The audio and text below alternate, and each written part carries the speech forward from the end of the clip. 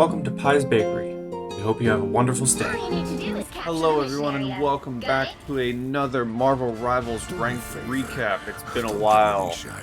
Today we got The Thing on Hell's Heaven. We're going to start this off by throwing our Wolverine and then trying to charge in to help him out, get some picks. The throw wasn't the best, but charge in there and harass the squishies. And then jump out just to turn right back around. That's the best way I find to play the Thing. You want to get in with the charge, harass people in the back lines, and then immediately flip to jump out if you can. I think leading with the Stone Haymaker, that charge up fist, is the best way because it confirms big damage. And then you can follow it up with the smaller punches to kind of reconnect. Using that jump is the best thing you can do to get out of dodge. You see here, I see my two allies in there, and I try and go help with a charge, which gets me put in a sticky situation. You'll see, I can tell you this now, one of the big things with the Thing is you want to use the charge. I feel like you kind of want to play him as a mixture of the Hulk and Captain America. You want to be in people's faces. That again, you want to be in people's faces like this. Unfortunately, I see my team leaving now, but they were in before, and the whole point of that was charge in. Use this ability, the charge, if anyone's in this circle, it removes their movement abilities. And so thought process, charge in, give some support to the team, and then, maybe throw some hands. But I see my team leaving, I realize, oh crap, I'm in the middle of all of them. So I charge in, I try and jump out. I thought maybe I'd have a jump target, but my team's behind the walls. But thankfully, I'm getting some around the corner healing, and actually the Hulk, the Hulk displacement there actually saves me, because only Hulk can deal damage to me there, giving my team enough time to get in range for the jump. You see how many people are there? You see the Wolverine, you'll see the Thor in there, I believe. Just you wait. The Thing's best used ultimate. Now, his ultimate has a wide reach, so if you're not in a corridor or a hallway, it's still very good. I think his ultimate is one of the most satisfying in the game. It does damage, it's a knock-up, and a stun. But what you're about to see is the best usage of his ultimate, in my opinion. You have a lot of people in a corridor, in a hallway. You pop that ult. You hit the Haymaker for AoE. You go in with the charge, which is another thing to note. I do believe his AoE, or his Stone Haymaker, does have AoE there. You'll see that I do believe I damaged multiple people with it. And that right there, that ultimate, just helps us lock in our lead there. You got people in a corridor, you hit the clobber in time, it just locks them down, and now we just play defense with our Moon Knight. I'm opening a portal. Oh, you're about to see another big thing. So we hear the portal, we back up, On your toes. and we get ready for them. They use it behind us. Let's see if this is the game. They use it behind us, and I charge in, and just because the weight of the Thing and the body of the Thing, how big he is, I'm able to, let's see that again. I'm able to hold back the Doctor Strange and the Luna Snow. If not for long, it's just for a little bit, to prevent that Luna Snow from getting in and healing her team. Do that again. So if you ever see a portal, or you're just in a hallway, use the fact that you're big to good use, because it keeps that Luna Snow from getting in and offering any healing to her team. And we just run down the Doctor Strange, because his shield while many people would want a panic shield when you're getting slapped by a melee, it doesn't protect melee. So don't let a Doctor Strange shield scare you off as a melee character, such as the Thing. Charge them, and I'll see you in the next round. Welcome everyone to the next round. Same tactics as before. You got a Wolverine, you got a Thing. I'm gonna try and throw him into their lines. I'm gonna try and charge in to help him. You see, I believe I should be charging up that throw here in a second. Unfortunately, as you can see on screen, their tanks don't really become easily available, and the Wolverine whiffs. So I try doing my job there. They have a Mr. Fantastic now, who's just able to eat my haymakers, unfortunately.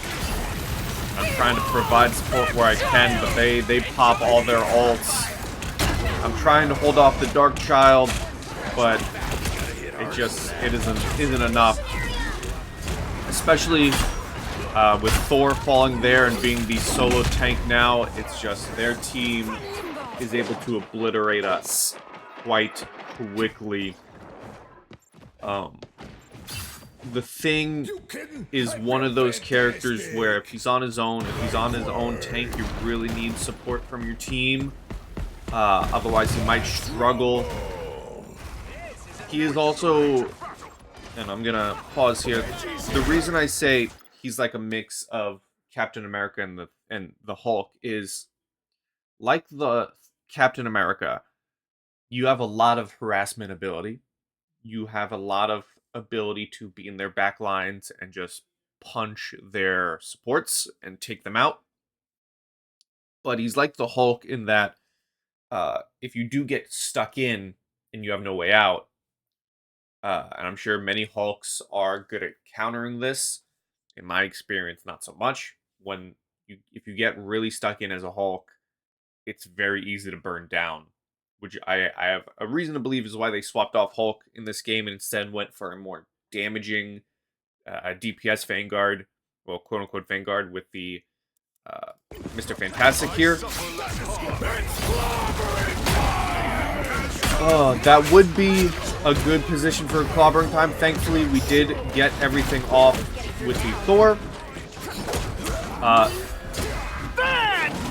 Now, the Thing's ultimate, clobbering time, is a very good steal ultimate, if you will.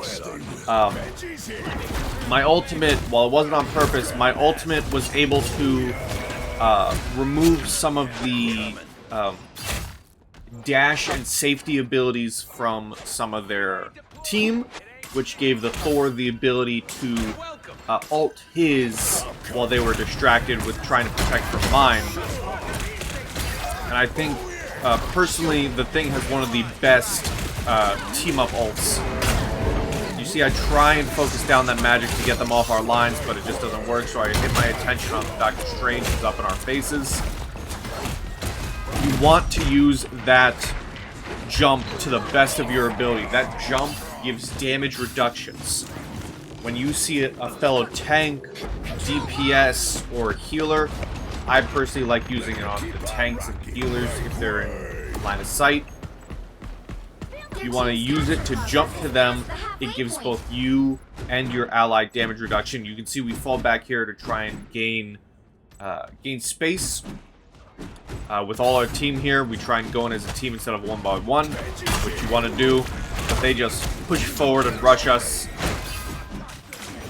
And we're just losing our ground in this game. They just have the better hold on the team. You see me and Wolverine go in here, try and get rid of the Mr. Fantastic, but it just doesn't work. Letting magic go into our back and just obliterate us.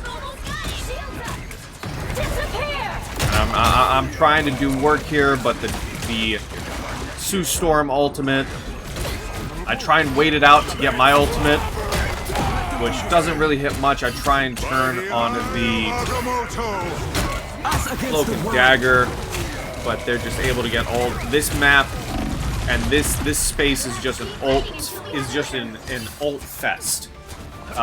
If you're able to lock down the characters like Cloak and Dagger or Invisible Woman on this map in particular, you can do a lot of work, but unfortunately we just can't, and we lose that round. But see you for one final one on the frozen airfield. Alright, welcome to the frozen airfield. You can see we now have a Winter Soldier instead of a Wolverine, which in my opinion, while Wolverine does work, a Winter Soldier can keep up the pain to them all. I contemplate going for their wall to burst through, but in the end I realize it's just better to get to the point and charge into them. Now, there, I should have went for the magic. The play was to go for the magic because it immediately killed our Invisible Woman. And it just wasn't the play. You see, we're on the back foot here. I'm trying my best. I popped the team up from Invisible Woman, but it's just not enough. That magic is a key player here. You'll see, and I'll call out, there's a point where we decide to focus her. But magic, especially if you're not a mobile character like the Thing without his jumps, even his charge, I wouldn't say he's the most mobile, because your charge isn't an initiate, or isn't really for travel, it's for initiation. You really want to get there and protect your team. Again, the magic's able to get behind the back line, so I turn my attention to Invisible Woman. And I'm just trying to play defense with my Thor here, but they're able to take them out and again just burn us down. And we are in a tough position here. This game, I was just all over the place. I didn't know who to punch because our backline was just being destroyed, and if I tried being in the front line, me and Thor were just not able to get the picks we wanted. But now that we have ults and the terrain is changing, I believe we are able to charge in here. I pop my buff. I go in for their backlines, their Namor, their Susan Storm. I just try and cause a problem. But unfortunately, like Susan Storm is, her ultimate is very good at countering large-scale ultimates. What I mean by that is, I will pause here. What I mean by that is, we'll watch back a lesson learned for any Susan Storm player. If you get a clobbering time on you, like we see here, or if you get a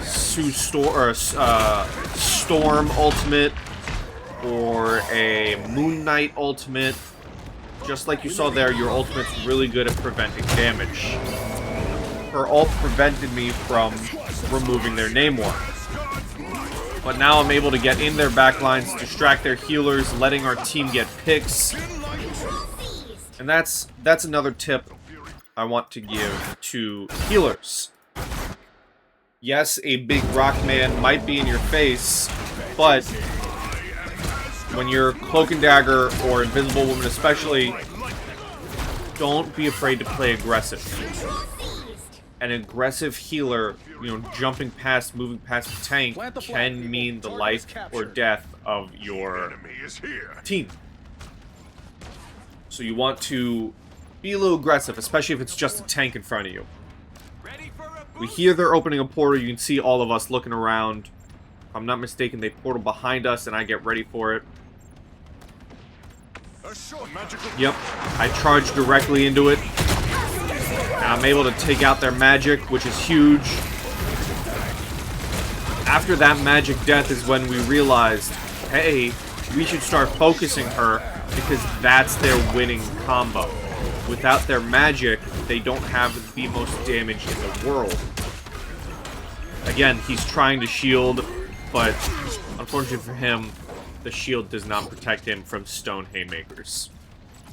And this is the moment we all agreed, focus the magic. And you'll see that becomes something I do. I start helping the back line. Despite it taking so long, I realize, you know what? They're right. We have an Iron Man. We have a Thor. They can take care of the front. I need to help the back line. I need to focus on this magic. So whenever I see her, I even start moving back. Not because the team is there, but because I know they can get past me. So I see that magic. Despite losing Thor, I still go in. I believe we actually burned down Darkchild here, thanks to the team agreeing, hey, let's focus magic. I jump in, help the back line. And you see, I don't let magic out of my sight. I keep going for her. She tries hitting the Iron Man, but I jump on him, give him that damage reduction. I do not let the heat off of magic, and that gives us the win. And everyone, thank you for watching this ranked recap. Lessons learned. Lessons learned. Don't be afraid to dash in. Use your dash as the thing, and your as initiate, jump to get out. Don't be afraid to play a aggressive healer, and focus magic to win the game. Thank you all for watching this ranked recap. I believe this is the game that got me to Diamond 2. Thanks for watching. See you in the next one.